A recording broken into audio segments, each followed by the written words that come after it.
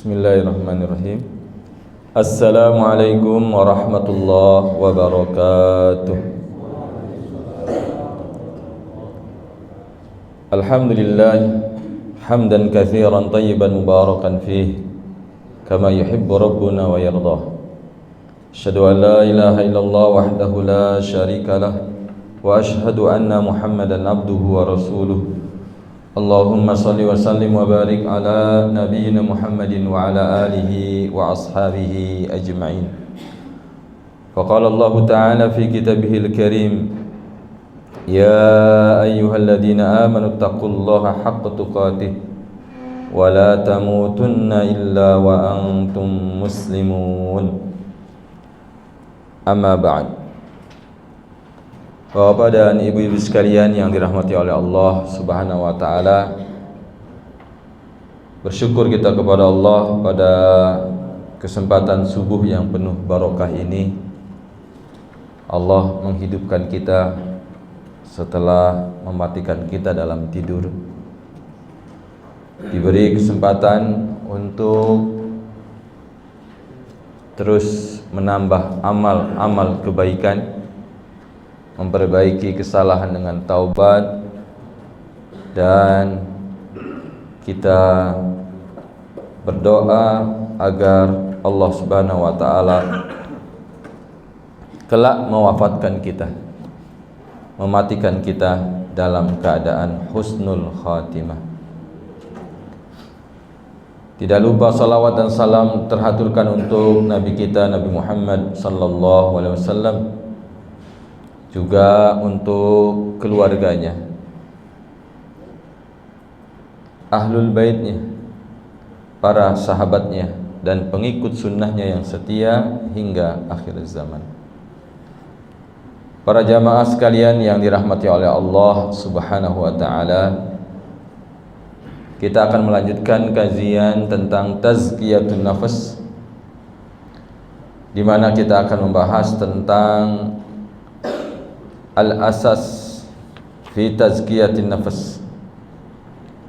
Jadi kullu bina min asas.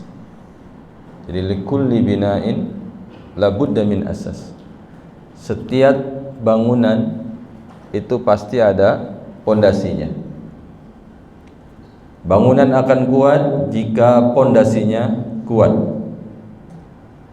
Tapi sebaliknya, jika pondasinya rapuh, maka bangunan ini juga akan mudah runtuh. Sekiranya tazkiyatun nafas itu adalah sebuah bangunan, maka dia harus ada dasar-dasarnya, ada pondasinya, agar tazkiyatun nafas ini menjadi bangunan yang kokoh di dalam hati kita. Ada landasan yang kuat, yang dengannya maka tazkiyatun nafas kita akan menjadi benar, akan menjadi lurus, akan menjadi sesuatu yang diridhoi oleh Allah Subhanahu wa ta'ala. Nah, landasan utama daripada tazkiyatun nafas itu sebenarnya adalah al-ubudiyah al-haqqah lillahi wahdahu. Jadi beribadah dengan benar, di mana kita menyerahkan hidup kita, mati kita, seluruh yang kita miliki dalam rangka beribadah kepada Allah Subhanahu wa ta'ala secara benar dan totalitas, sehingga tidak ada sisi kehidupan kita kecuali semuanya kita serahkan untuk Allah. Kita mengatakan inna salati wa nusuki wa mahyaya wa mamati lillahi rabbil alamin. Jadi semua kehidupan kita, salat kita, ibadah kita untuk Allah, hidup dan mati kita juga untuk Allah Subhanahu wa taala. Di dalam surat An-Nur ayat 21, Allah Subhanahu wa taala berfirman, "Walaula fadlullahi 'alaikum wa rahmatuhu ma zaka minkum min ahadin abada walakinnallaha yuzakki man yasha wallahu sami'un 'alim." Dan sekiranya jika bukan karena karunia Allah atas kalian dan bukan pula karena rahmatnya, niscaya salah seorang di antara kalian tidak akan bisa mensucikan dirinya, tidak akan bisa membersihkan hatinya. Jadi kita bisa bersih hati, bisa suci jiwa, itu karena fadlullah wa rahmatuhu, karena karunia Allah Subhanahu wa taala dan juga karena rahmatnya. Kalau bukan karena karunia Allah, bukan karena rahmat Allah, maka kita tidak akan bisa mensucikan kita selama-lamanya. Walakinnallaha yuzakki man yasha, akan tetapi Allah lah yang akan membersihkan, mensucikan jiwa dan hati seseorang yang dikehendaki oleh Allah Subhanahu wa taala. Wallahu sami'un alim, dan Allah itu maha mendengar dan maha mengetahui. Ini adalah pondasi utama sebetulnya. Oleh karena itu, at-tazkiyatu fi bidayatiha wa nihayatiha la takhruju an maqamil ubudiyah lillah.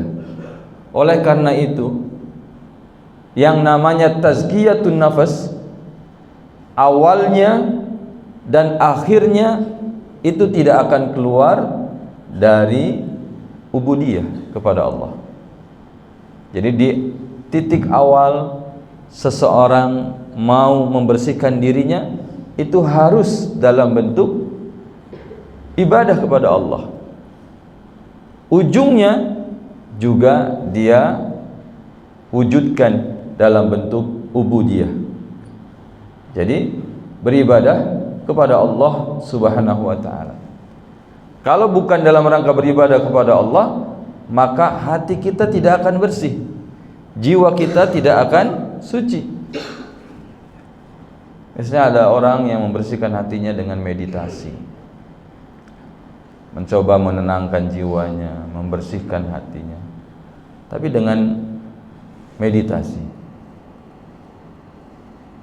Ini tidak akan bisa.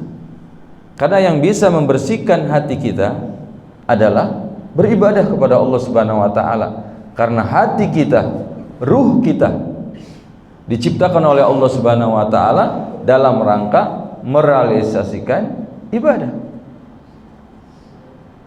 Maka ketika hati ini diperuntukkan untuk beribadah kepada Allah sesuai dengan tujuan penciptaannya, maka hati ini akan menjadi bersih, menjadi tenang dan mendapatkan kebahagiaan. Nah, secara ringkas terlebih dahulu saya sampaikan bahwa pondasi dari tazkiyatun nafas ini ada 4 ya. Nanti saya uraikan satu demi satu. Yang pertama adalah tauhidullah subhanahu wa ta'ala, mentauhidkan Allah subhanahu wa ta'ala. Ini poin yang pertama dan yang paling penting. Kemudian yang kedua adalah al-i'tisam bil kitabi was sunnah, berpegang teguh dengan Al-Quran dan As-Sunnah sebagai panduan, sebagai pedoman. Kemudian pondasi yang ketiga adalah al-imanu bil qada'i wal qadar, beriman kepada takdir. Ini juga penting agar hati kita menjadi lembut, hati kita menjadi tenang dalam segala keadaan, baik keadaan tersebut adalah keadaan yang kita harapkan atau tidak kita harapkan, tapi kita bisa memanage hati kita, mengelola pikiran kita, sehingga jika sedih tidak akan berlarut-larut dalam kesedihan. Jika gelisah maka dia tidak akan gelisah berkepanjangan yang tidak menghantarkannya pada keputusasaan. Ini kalau dia beriman kepada takdir. Kemudian pondasi yang keempat adalah al-imanu bil yaumil akhir, iman kepada hari akhir. Ini adalah 4 pondasi yang akan mengokohkan proses tazkiyatun nafas, pembersihan hati kita. Dengan 4 pondasi ini kita akan uraikan satu demi satu. Yang pertama adalah at-tauhid. Yang pertama adalah mentauhidkan Allah Subhanahu wa ta'ala. Apa itu tauhid? Al-i'tiqadul jazim bi annahu ilahun wahidun fi rububiyyatihi. Yang pertama adalah kita meyakini dengan keyakinan yang kuat tanpa ada keraguan bahwa Allah Subhanahu wa ta'ala adalah satu-satunya Tuhan, satu-satunya Tuhan fi rububiyah, dalam rububiyah. Artinya bahwa kita meyakini Allah adalah satu-satunya yang menciptakan alam semesta, yang memilikinya sendirian, yang mengaturnya tanpa sekutu dengan siapapun, tidak bergantung kepada apapun. Jadi Allah Maha Esa, Maha Tunggal dalam rububiyah, artinya tidak ada yang menciptakan, yang memiliki, yang mengatur, yang menghidupkan dan mematikan, yang mendatangkan madharat ataupun yang memberikan manfaat. Tidak ada yang bisa mendatangkan, menolak manfaat dan madharat kecuali hanya Allah saja. Kemudian yang kedua, wa wahidun fi uluhiyatihi. Kita mengesahkan Allah Subhanahu wa ta'ala bahwa dialah Allah, Tuhan satu-satunya yang berhak untuk diibadahi. Tidak ada yang berhak menerima bentuk peribadatan kecuali hanya Allah Subhanahu wa ta'ala. Kemudian yang ketiga adalah wa wahidun fi kulli ma thabata lahu min sifatil kamal allati la tambaghi illa lahu. Yang ketiga adalah kita meyakini bahwa Allah Subhanahu wa ta'ala memiliki sifat-sifat sempurna yang tidak mungkin sifat ini dimiliki oleh selain Allah ta'ala. Allah punya nama-nama yang layak dengan keagungannya, yang dengan keluhurannya, sehingga Allah punya nama-nama yang baik dan sifat-sifat yang sempurna. Ini namanya mentauhidkan Allah secara paripurna.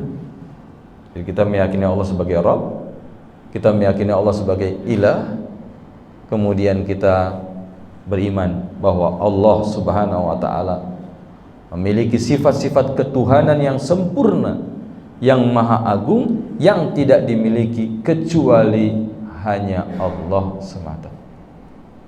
Ini pondasi awal dalam tazkiyatun nafas. Oleh karena itu, Rasul, Nabi yang diutus oleh Allah Subhanahu wa ta'ala dalam rangka mensucikan dan membersihkan hati manusia, tugas pertamanya, misi utamanya adalah agar manusia mentauhidkan Allah, menyerahkan segala bentuk peribadatan hanya kepada Allah, Di dalam surat An-Nahl ayat 36 Allah Ta'ala berfirman, "Walaqad ba'atsna fi kulli ummatin rasulan an i'budullaha wajtanibut taghut." Dan sungguh kami telah mengutus pada setiap umat seorang rasul yang menyeru kepada umatnya, an i'budullah, beribadahlah hanya kepada Allah, wajtanibut taghut, dan jauhilah taghut. Taghut itu adalah Tuhan yang disembah selain Allah. Di dalam ayat yang lain, surat Al-Anbiya ayat 25, Allah Subhanahu wa taala berfirman, "Wa ma arsalna min qablika min rasulin illa nuhi ilaihi annahu la ilaha illa ana fa'budun." Dan tidaklah kami, kata Allah, mengutus rasul sebelummu wahai Muhammad, kecuali pada setiap rasul itu kami wahyukan kepadanya bahwa tidak ada Tuhan yang berhak diibadahi kecuali hanya Allah Subhanahu wa ta'ala. Di dalam hadis yang mulia yang diriwayatkan oleh Bukhari dari sahabat Mu'ad bin Jabal, semoga Allah meridhoinya, Rasulullah sallallahu alaihi wasallam bertanya kepada Mu'ad, "Ya Mu'ad, atadri ma haqqullahi 'alal ibad?" Tahukah kamu hak Allah yang wajib ditunaikan oleh para hamba-hambanya? Mu'ad bin Jabal menjawab, "Allahu wa rasuluhu a'lam." Allah dan Rasulnya yang lebih tahu.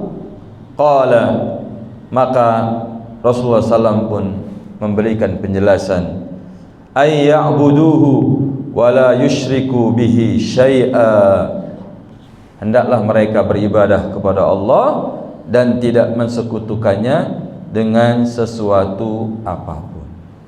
Maka ini adalah langkah pertama yang harus ditempuh bagi orang-orang yang mau membersihkan hatinya.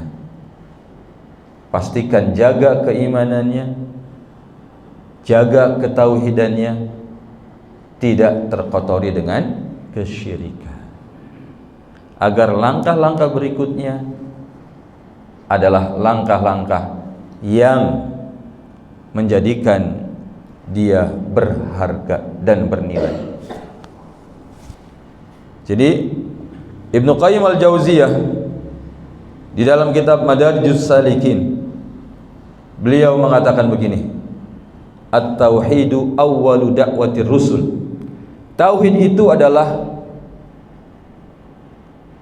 materi dakwah yang pertama para rasul. Yang pertama kali yang diajarkan oleh Rasulullah sallallahu alaihi wasallam kepada umatnya adalah tauhid. Wa awwalu manazilit thariq, dan ini adalah terminal pertama, titik awal orang yang mau menempuh perjalanan menuju Allah Subhanahu wa taala. Wa awwalu maqamin yaqumu fihi saliku ila Allah taala.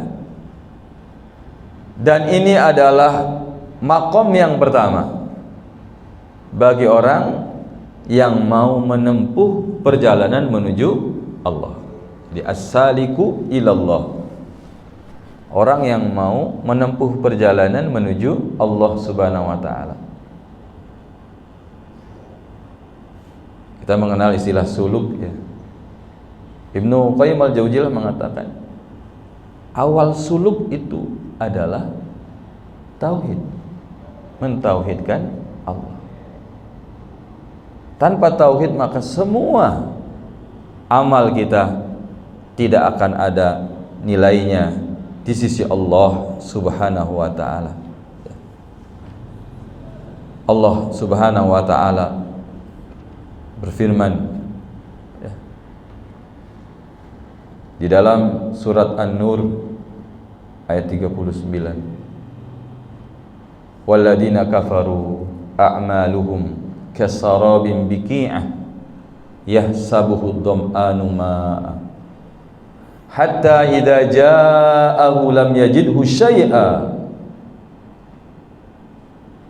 Orang-orang kafir, Berarti orang-orang yang tidak ada tauhid di dalam hatinya, amal kebaikan mereka itu adalah seperti fata morgana. Orang-orang yang sedang kehausan ketika dia berjalan di padang pasir yang tandus, yang panas, kehabisan bekal air, ya. Ketika melihat fata morgana ini, dia mengira itu adalah air.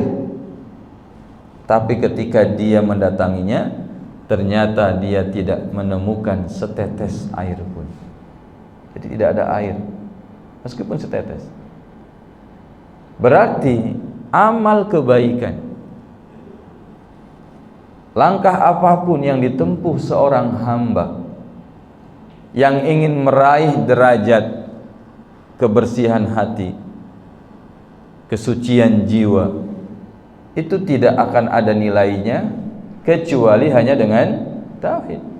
Kalau tanpa tauhid seperti fata morgana kebaikannya itu. Dia mengira ini akan mendekatkan dirinya kepada Allah, tapi ternyata tidak sama sekali. Dia mengira bahwa amalnya itu akan mendekatkannya ke pintu surga, tapi ternyata menjauhkannya. Mengapa? Karena tidak ada pondasi yang menguatkannya, yaitu tauhid. Maka awwalu maqamin, jadi kedudukan yang pertama yang harus diraih bagi as-saliku, orang yang sedang menempuh suluk menuju Allah Subhanahu wa taala, titik awalnya yang harus dia benahi terlebih dahulu, yang harus dia kuatkan pertama kali adalah tauhid. Tauhid dulu, ya. Sehingga kita meyakini betul bahwa Allah adalah satu-satunya tujuan dalam hidup kita. Jadi titik awalnya adalah Allah, sepanjang perjalanannya adalah bersama Allah, kemudian titik akhirnya adalah Allah. Jadi minallah, billah atau ma'allah, dan akhirnya adalah billah. Jadi awal, tengah, akhir semuanya kita bersama Allah Subhanahu wa taala, dan itu tidak akan kuat, tidak akan kokoh kecuali dengan meneguhkan tauhid di dalam hati seseorang. Mari kita lihat Bapak dan ibu-ibu sekalian yang dirahmati oleh Allah Subhanahu wa taala. Perkataan Syekhul Islam Ibn Taimiyah rahimahullah di dalam kitabnya Al-Ubudiyah, beliau mengatakan begini: Al-qalbu la yasluhu wa la yuflih. Hati itu tidak akan baik dan tidak juga beruntung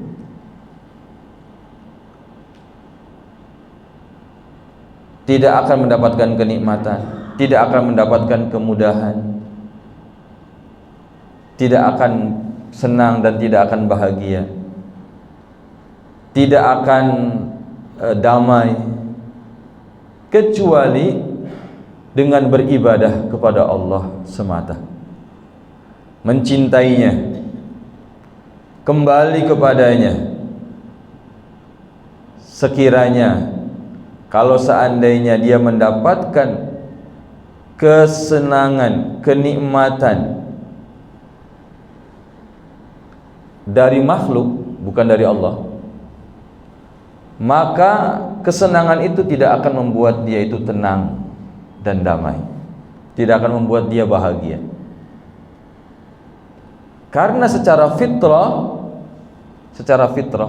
jiwa kita, hati kita itu terikat dengan Allah. Dia tergantung kepada Allah. Maka ketika dia tidak didekatkan kepada Allah, tidak mencintai Allah, tidak berbakti kepada Allah Ta'ala, maka itu tidak akan mendapatkan ketenangan. Ya. Hanya mendapatkan kesenangan-kesenangan saja. Itu pun semu. Jadi kalau ingin mendapatkan ketenangan yang hakiki, kedamaian yang sebenarnya, maka hati kita harus memberikan bentuk ibadah kepada Allah Subhanahu wa taala. Barulah dia akan mendapatkan kesenangan, kebahagiaan, kelezatan, kenikmatan, ketenangan hidup. Kalau seandainya manusia tidak bisa melepaskan dari dunia, dari makhluk, maka dia tidak akan mendapatkan ketenangan tersebut. Ini nyata, Pak.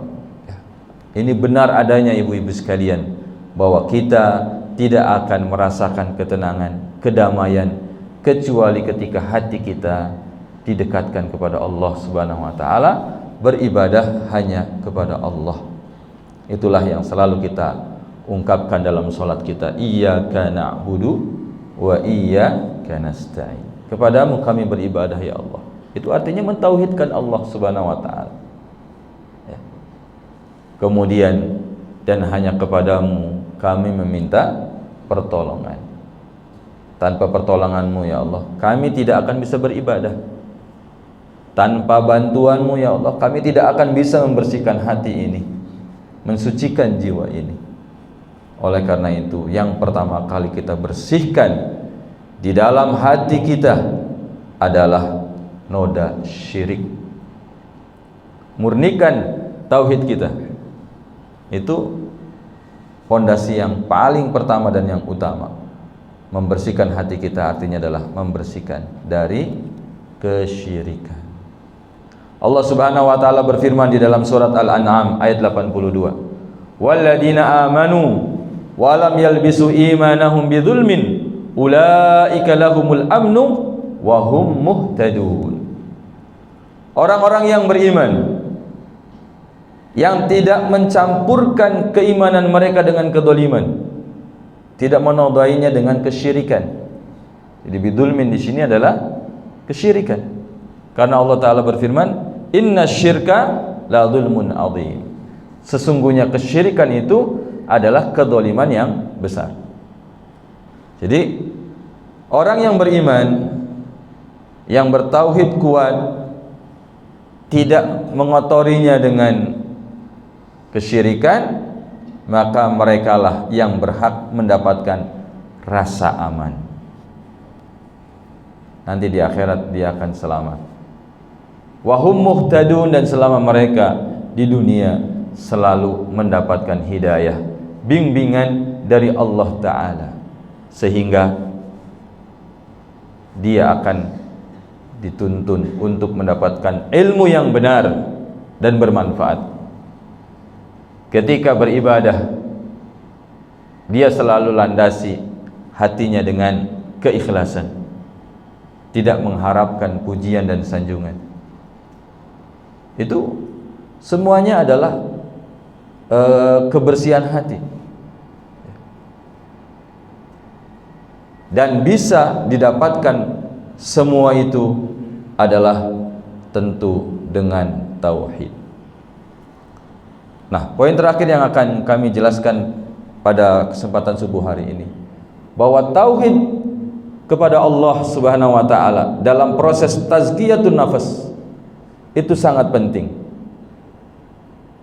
Sangat penting sekali, dan diantara yang ditekankan oleh para ulama bahwa orang yang ingin mengenal Allah Subhanahu wa taala dengan baik sehingga dia mencintainya, beribadah kepadanya, siap menanggung penderitaan untuk mendapatkan ridhonya, adalah dengan cara memahami nama-namanya, menyelami nama-namanya. Dia akan mengenal Allah, merasakan kasih sayangnya, ya, kemudian kita juga takut akan keagungannya. Itu dengan cara tauhidul asma was sifat. Jadi kita mentauhidkan Allah Subhanahu wa taala dengan nama-namanya dan sifat-sifatnya. Ini akan mempengaruhi hati kita sehingga kita semakin mencintai Allah Subhanahu wa taala. Ketika kita mengenal bahwa Allah adalah Al-Hadi, Allah yang memberikan hidayah, maka kita sangat membutuhkan hidayah dari Allah Subhanahu wa taala. Ketika kita mengenal Allah Subhanahu wa taala adalah Al-Hamid, yang maha terpuji, maka hati kita akan selalu memuji Allah Subhanahu wa taala, ya, dengan ucapan alhamdulillah dalam segala keadaan. Tidak hanya ketika kita senang atau dalam keadaan yang kita harapkan. Ketika kita susah sekalipun, dalam kesakitan, dalam penderitaan, dalam kemiskinan, kita tetap mengucapkan alhamdulillah. Kenapa? Karena kita yakin bahwa Allah itu maha terpuji, maha mulia, yang tidak akan berkurang kemuliaannya gara-gara kita sakit, yang tidak akan turun derajat keluhurannya hanya gara-gara kita rugi dalam perdagangan. Tidak. Makanya kita tetap yakin bahwa Allah itu maha terpuji. Rasulullah SAW jika datang kepadanya perkara yang menyenangkan, maka beliau mengucapkan alhamdulillah alladzi bi ni'matihi tatimmus shalihat. Jadi tetap ada kalimat alhamdulillah. Kalau seandainya datang kepada beliau perkara yang tidak disukai, tidak sesuai dengan harapannya, maka beliau mengatakan alhamdulillah ala kulli hal. Segala puji bagi Allah dalam segala keadaan. Sehingga dia tetap mengucapkan alhamdulillah. Saya sakit, tapi Allah tidak berkurang kemuliaannya gara-gara saya sakit. Ketika kita bangkrut, ketika kita mengalami musibah yang besar, Allah sama sekali tidak akan berkurang kemuliaannya, sehingga Allah tetap pantas untuk mendapatkan sanjungan dan pujian. Maka kita mengucapkan alhamdulillah.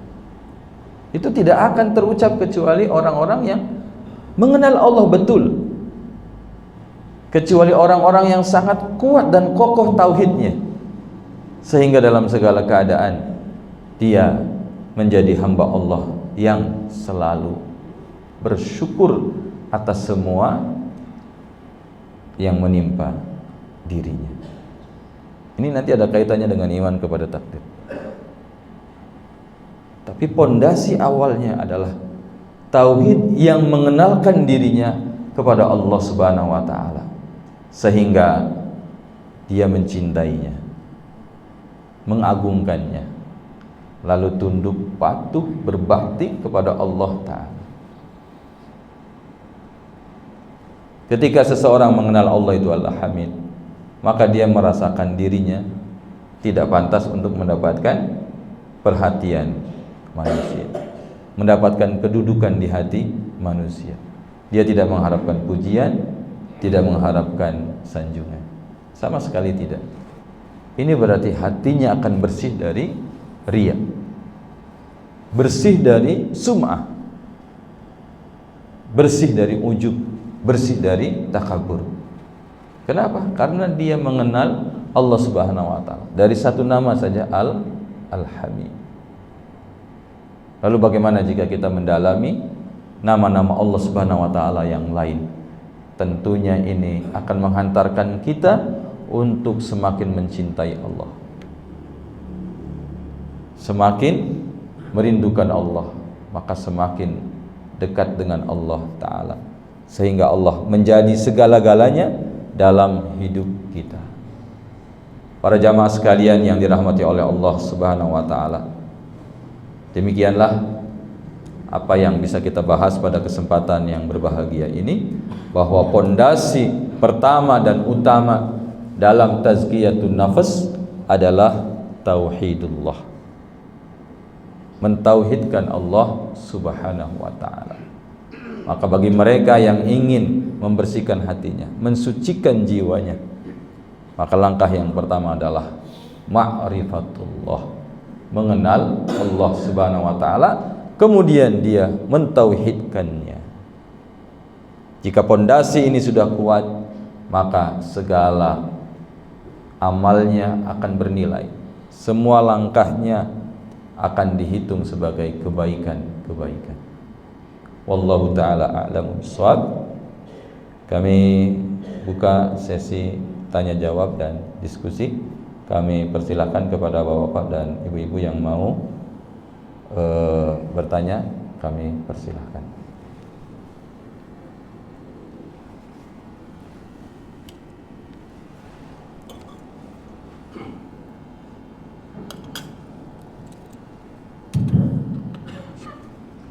Assalamualaikum warahmatullahi wabarakatuh.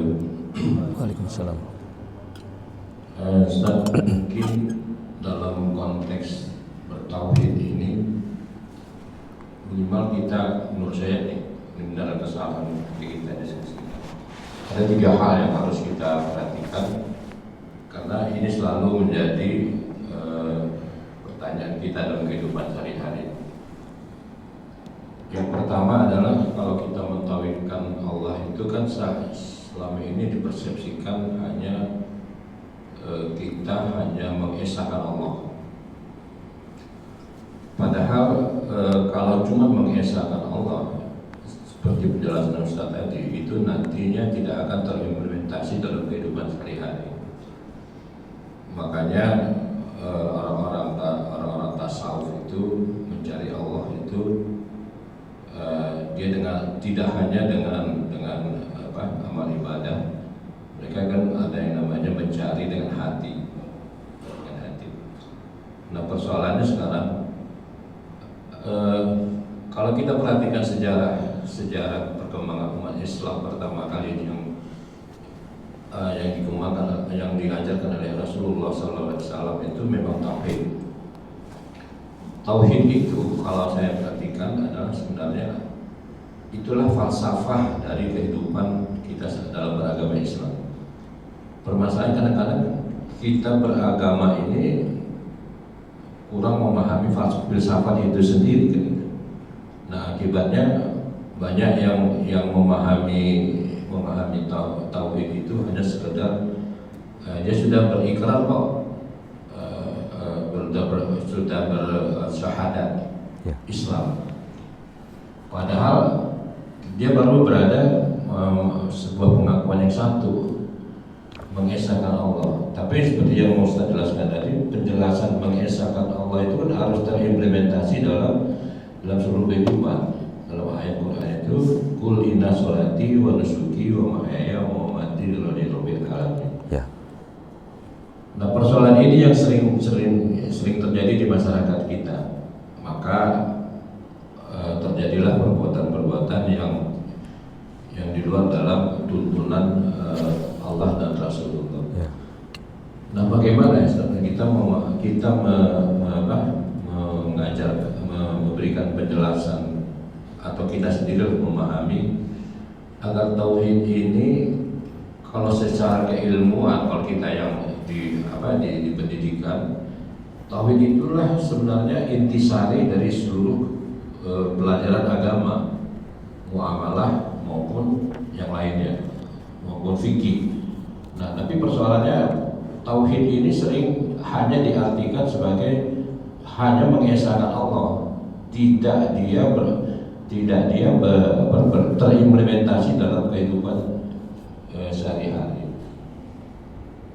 Apakah ada yang salah mungkin, atau kita yang dalam mempelajari tauhid ini masih terlalu dangkal. Terima kasih. Baik, Pak. Jadi yang namanya tauhid itu adalah pertama meyakini Allah Subhanahu wa taala sebagai Rabb. Pertama, ini poin pertama. Itu keyakinan bahwa Allah itu adalah pencipta alam semesta, pemilik dan pengaturnya. Kita yakini semua perbuatan ini hanya Allah yang bisa melakukannya, yang maha mengetahui awal sampai akhir. Bahkan Allah mengetahui sebelum penciptaan. Jadi sebelum kita ada, Allah itu tahu siapa yang nanti ketika mendengar adzan subuh akan bangun dari tidurnya. Allah juga tahu 50.000 tahun sebelum Allah menciptakan langit dan bumi, siapa yang nanti setelah sholat subuh pulang. Allah itu tahu ada yang setelah ngaji, ada yang makan. Bahkan Allah tahu jatahnya, dia dapat sedikit atau dapat banyak, atau sudah antri ternyata kehabisan. Allah itu tahu, sehingga semuanya tercatat dalam takdirnya. Itu tauhid bahwa Allah Subhanahu wa taala adalah Rabb. Tapi tidak berhenti di sini. Kita harus merealisasikan tauhid yang kedua, yaitu meyakini Allah itu sebagai ilah. Bahwa Allah itu adalah sebagai Tuhan yang harus kita taati. Dan ketaatan ini tidak boleh diperuntukkan untuk kepentingan dunia kita, untuk mendapatkan perhatian manusia. Enggak. Jadi dia memurnikan ibadah kepada Allah Subhanahu wa taala. Di titik inilah sebetulnya harus ada realisasi seseorang itu melakukan tindakan yang baik dan benar. Untuk apa meyakini bahwa Allah itu adalah sebagai Tuhan pencipta kalau seandainya dia tidak mau sujud kepadanya? Meyakini Allah Subhanahu wa taala sebagai pengatur alam semesta, tapi dia tidak taat, menjauhi segala larangannya. Jadi ketika seseorang meyakini Allah itu sebagai ilah, yang mana dia harus menjalankan perintah Allah dan menjauhi segala larangannya, maka pengakuan tauhid tidak hanya sebatas klaim di bibir saja, tapi ada tindakan nyata, yaitu dalam bentuk amal. Amalnya itu menjalankan perintah atau menjauhi larangan. Itu baru orang yang bertauhid. Tapi kalau tidak, hanya meyakini Allah sebagai Tuhan pencipta saja, maka dia baru di poin pertama, dan itu bukan tauhid yang sempurna. Makanya harus ada dalam bentuk amal. Dikatakan bahwa wa innama huwa ma waqara fil qalbi wa saddaqahul amal. Jadi keyakinan tauhid itu adalah terhunjam di dalam hati tanpa keraguan-raguan, kemudian dibuktikan dengan amal. Jadi tanpa amal, maka keyakinannya adalah dusta. Jadi ada perintah yang harus dikerjakan, ada larangan yang harus ditinggalkan. Kemudian ada poin tambahan adalah bersabar dengan ujian yang menyakitkan. Jadi yaitu sebetulnya masuk perintah untuk bersabar, larangan untuk berkeluh kesah, berburuk sangka. Cuma ini mendapatkan penekanan karena disitulah seseorang itu akan teguh beribadah kepada Allah Subhanahu wa taala. Di dalam surah Al-Mulk ayat 2 itu kan disebutkan alladzi khalaqal mauta wal hayata liyabluwakum ayyukum ahsanu amala. Allah yang menciptakan kematian dan kehidupan untuk menguji kalian. Siapa di antara kalian yang terbaik amalannya? Ujiannya itu dalam bentuk apa? Perintah. apa dia kerjakan atau tidak. Ujiannya adalah dalam bentuk larangan, dia mau meninggalkannya atau malah justru melanggarnya. Ini ujian. Ujiannya adalah dalam bentuk musibah, dia mau bersabar dan istiqomah atau dia berkeluh kesah, berburuk sangka kepada Allah, kemudian marah kepada Allah Ta'ala. Udahlah, ternyata setelah saya berislam, setelah saya hijrah, saya malah bangkrut usahanya. Ada yang masuk Islam terusir dari keluarganya. Ada yang setelah rajin ke masjid malah sakit badannya. Terus dia marah, berburuk sangka kepada Allah, kemudian keluar dari jalur yang benar. Itu semua gara-gara apa? Gagal dalam ujian. Nah, supaya sukses dalam ujian ini ya diawali dengan keyakinan yang kuat. Setelah itu baru kita beramal. Nah, untuk mengenal Allah Subhanahu wa taala sehingga mengenal dengan baik, menumbuhkan kecintaan, menumbuhkan harap, menumbuhkan takut, akan merasa muraqabah, diawasi oleh Allah Subhanahu wa taala. Itu adalah melalui al-asma al-husna wa sifatul ula. Kita mengenal Allah dari nama-namanya yang agung, nama-namanya yang luhur. Maka termasuk kajian tauhid itu adalah kajian al-asmaul husna yang nanti akan membersihkan jiwa kita. Nah, itu. Kalau tema asmaul husna ada ya Pak ya di sini ya. Jadi secara khusus pelajarilah al-asmaul husna. Jadi ada buku bagus judulnya Hani'an liman arafa rabbahu. Alangkah beruntungnya bagi orang yang mengenal Rabb-nya. Ini mengenal Allah Subhanahu wa taala melalui nama-namanya. Dan luar biasa. Jadi itu akan punya daya gugah. Hati kita itu akan tergugah. Kemudian punya daya gerak. Kita itu mau bergerak dalam bentuk ketaatan, menjalankan perintah dan menjauhi larangannya. Jadi ketika tauhid ini diajarkan sebatas wawasan, sebatas ilmu pengetahuan, maka dia juga belum menjadi ilmu yang bermanfaat. Maka nanti ada bekal yang harus dimiliki bagi siapa saja yang mau membersihkan hatinya.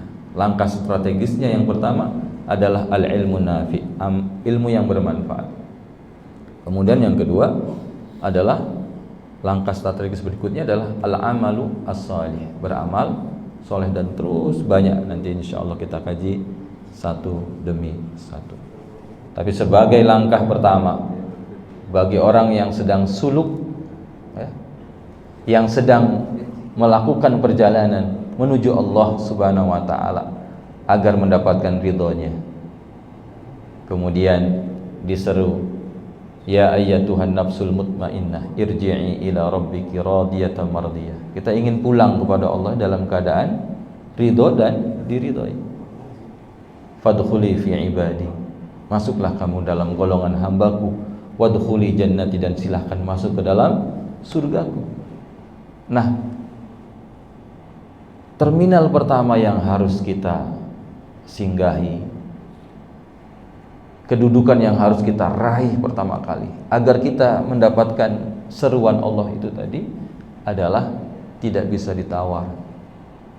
Kita harus bertauhid kepada Allah dengan benar. Ya, tauhid tidak hanya sekedar keyakinan di hati, tapi juga diwujudkan dalam bentuk amal. Tanpa amal ini bisa mempengaruhi hati. Ya.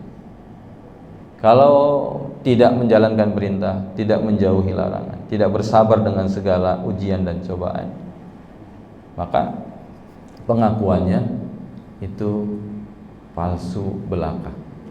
Wallahu a'lam bishawab. Satu lagi mungkin dari ibu-ibu, kalau ada. Kalau tidak ada sebelah kiri Pak, kalau ada.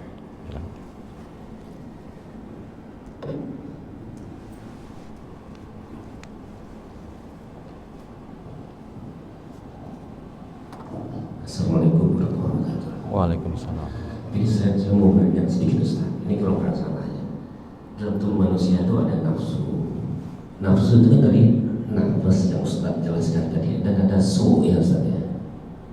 Jadi yang dikatakan dengan mengendalikan hawa nafsu itu bagaimana kita mengendalikan nafas tadi dan mengendalikan su, atau kita mengendalikan su sebenarnya Ustaz? Mungkin itu aja Ustaz. Allah Subhanahu wa taala mengatakan, "Innan nafsa la'ammaratun bisu." Sesungguhnya nafsu itu menyuruh kepada keburukan. Jadi kesenangan-kesenangan nafsu, jadi ketika ruh bersatu dengan jasad, itu ada dorongan-dorongan untuk melakukan sesuatu yang disenangi oleh nafsu. Dan itu kebutuhan-kebutuhan fisik semuanya. Makan, tidur,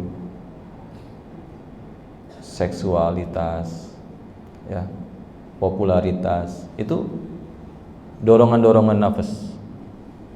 Mengendalikannya itu bukan mematikan keinginan-keinginan itu.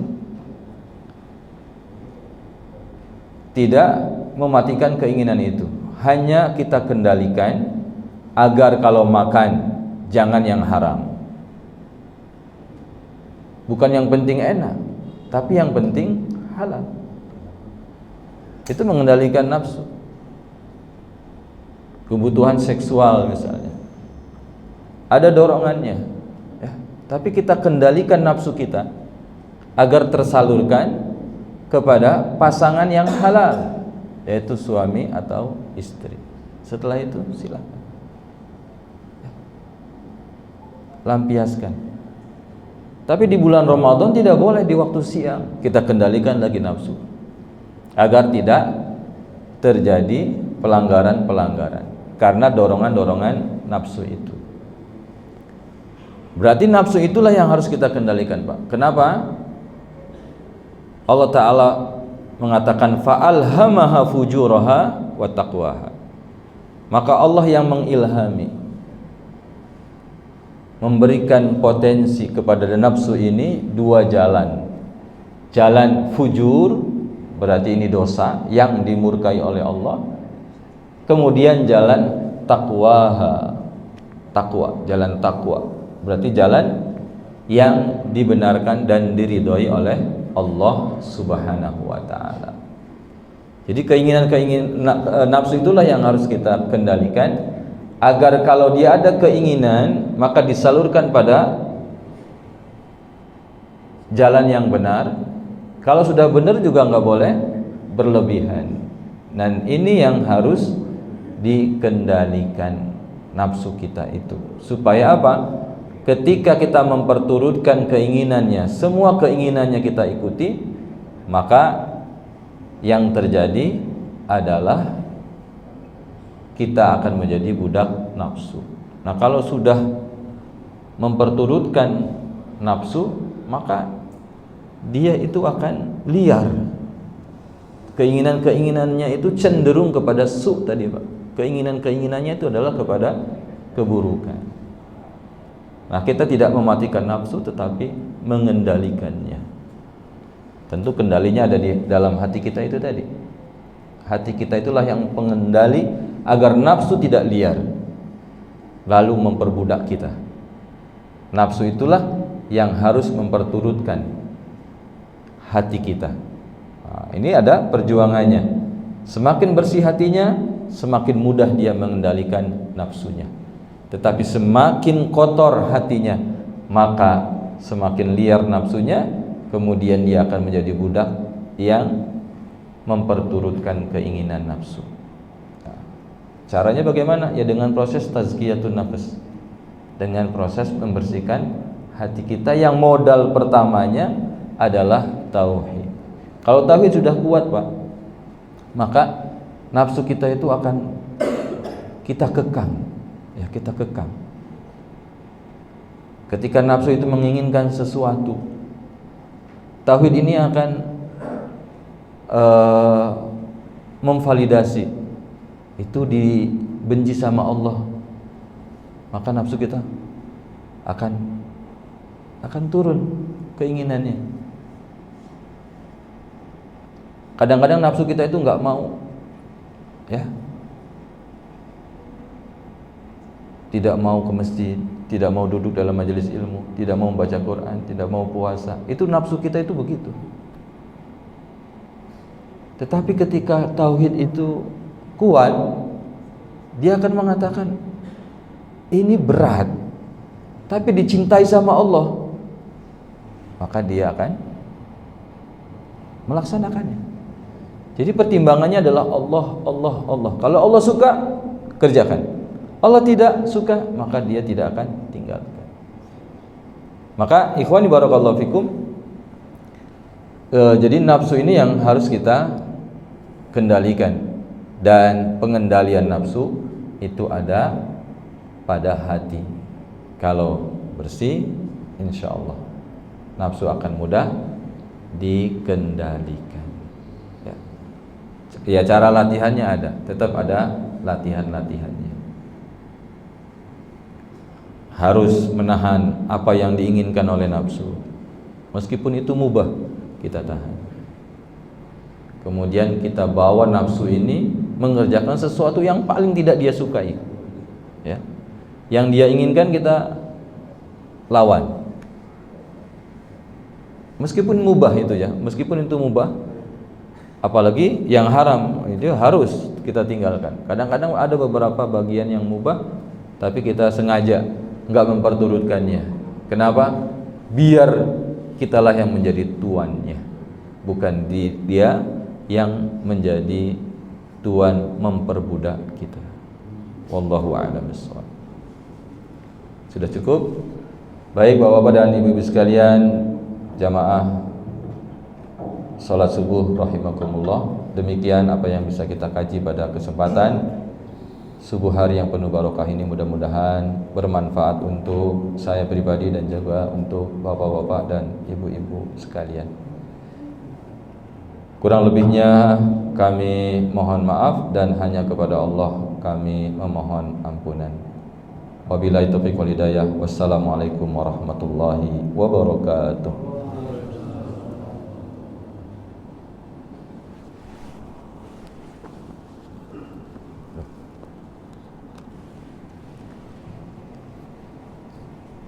Bapak dan Ibu sekalian, marilah kita akhiri majlis ini dengan berdoa kepada Allah Subhanahu wa taala.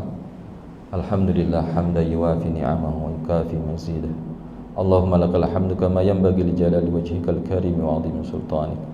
Allahumma shalli wa sallim wa barik ala nabiyyina Muhammadin wa ala alihi wa sahbihi wa sallim 'adada ma'lumatika wa midada kalimatika kullama dzakaraka dzakirun wa ghafala an dzikrikal ghafirun. Allahumma ighfir lana dhunubana wa liwalidina wa liabaina wa liummahatina wa liajdadina wa lijaddatina wa lijami'il muslimina wal muslimat wal mu'minina wal mu'minat al ahya'i minhum wal amwat birahmatika ya arhamar rahimin. Allahumma inna nas'aluka mujibati rahmatika wa azaima maghfiratika was salamata min kulli itham wal ghanimata min kulli birr wal fawza bil jannah wan najata bi afwika minan nar. Allahumma la tada' lana dhanban illa ghafartah wala hamman illa farajtah wala hajatan hiya laka ridha illa qadaitaha ya arhamar rahimin. Allahumma inna nas'aluka al-huda wat tuqa wal afaf wal ghina. Allahumma inna nas'aluka ilman nafi'an wa rizqan tayyiban wa amalan mutaqabbala. Rabbana atina fid dunya hasanah wa fil akhirati hasanah wa qina adzaban nar. Walhamdulillahi rabbil alamin. Alhamdulillah, terima kasih kepada Ustaz. Mudah-mudahan ilmu menjelaskan dan terangkan Ustaz bisa kita pahami, terlebih bisa kita amalkan sedikit demi sedikit. Sekian, assalamualaikum warahmatullahi wabarakatuh.